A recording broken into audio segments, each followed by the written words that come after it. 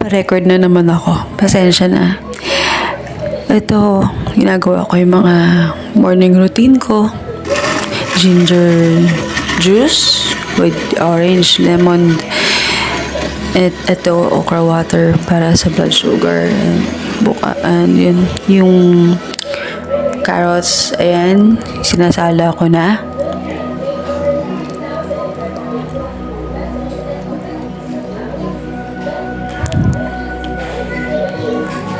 Sinasala ko siya kasi yung katas lang ang kailangan.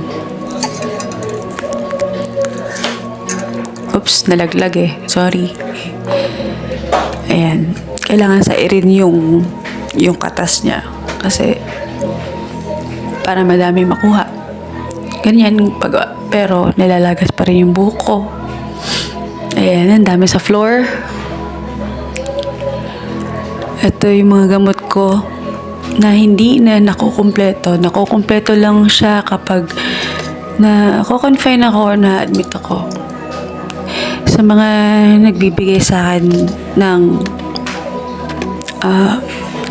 sabot na makakain nila para sa pambili ko ng gamot. Dahil sa mga gamot lang po na ito ko, dahilan is kaya ako nandito pa rin at malakas. Kaya lang ito po, kulang na siya.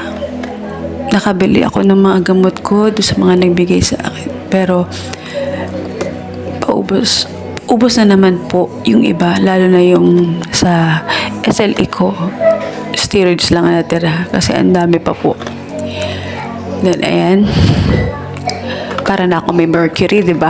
May butika. Sama-sama ko na yung mga ibang gamot kasi ayoko nang bumili ng panibagong container. Mahal din kasi. Pwede ko naman i-double dun sa mga lalagyan talaga. Kahit na may mga pangalan ito. Ito po yung lahat ng mga gamot ko na never na nakumpleto. Ako kumpleto man, saglit lang, ubos na agad. At ang mahirap dito sa sakit ko to, lahat ng, ayan, eto, nag-praise ako, naka-attend ako ng kasal. Congrats again sa bagong kasal.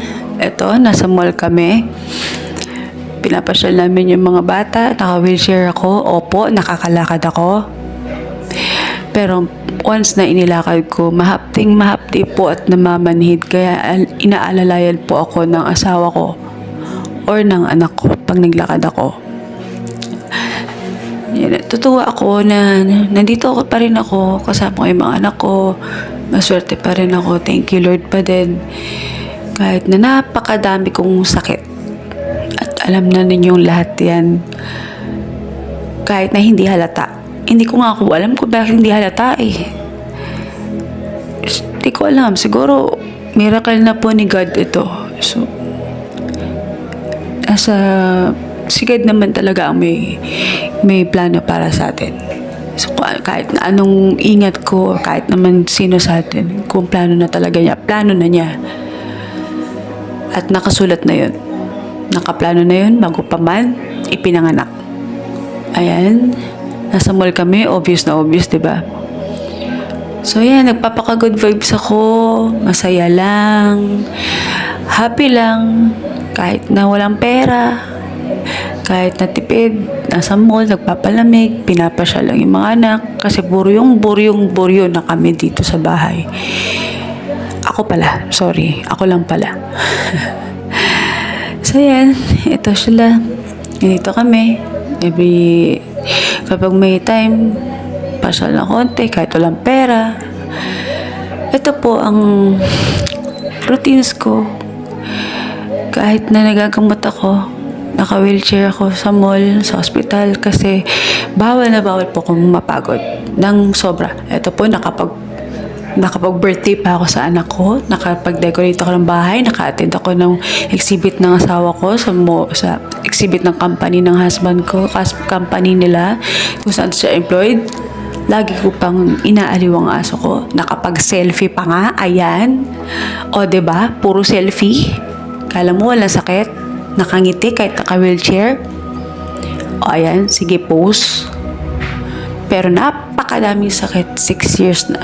Ayan ang wheelchair ko. Thank you po ulit sa nagbigay. And salamat din sa nagpa-Zumba for a cause para sa akin.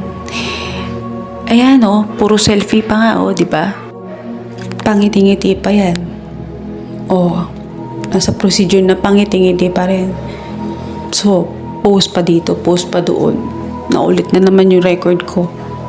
Ba't nga ba naulit ito? Ganito po. Ganito lang ako. Papaka-good vibes. Pero masakit. Ganyan po, hindi ako nag-iinarte kahit kailan. Hindi po ako namimeke ng kondisyon ko. Kung alam nyo lang kung gaano kahirap to dahil sa leg ko na hindi masolusyonan dahil kailangan ng pang-down sa ospital. Wala pa kaming pang-down. Wala na po akong magawa. Bahala na si Lord. Sinusuko ko na po sa Kanya lahat. Lahat. Salamat po sa mga patuloy na naniniwala. Ayan po itsura ko. Ayan Yan. Yan yung bago kong result na ipapakita ko pa lang sa doctors ko. Pinakita ko na sa inyo. Bakit? Kasi ang hirap ng ganitong sakit na hindi maintindihan ng mga taong patuloy na hindi ko alam kung bakit kailangan akong pag-isipan na para akong nanloloko, para akong scammer. Ayan Ayan na nga Kailangan ko pa bang kulang na lang isama ko kayo sa mga check-up ko. Kausapin niyo lahat yung doktor ko. At hindi ko alam kung maiintindihan yung mga terms. Eto. Pinapakita ko na yung totoong itsura ko. Hindi ako makapagpariban. Sana all, di ba? Tapos, may balita pa na pinatay yung mister niya dahil hindi makapagpariban. Ang babaw naman. Ito nga 6 years na akong hindi makapagpariban, makapagpasalon.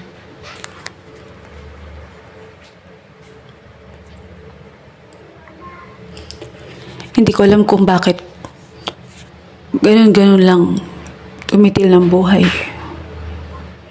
Si Lord lang magja-judge sa atin. Maraming salamat po muli sa inyong lahat. At pasensya na napakahaba ng mga post ko. Salamat sa mga matyagang nagbabasa, sa mga silent readers. Maraming salamat po sa lahat, sa inyong lahat.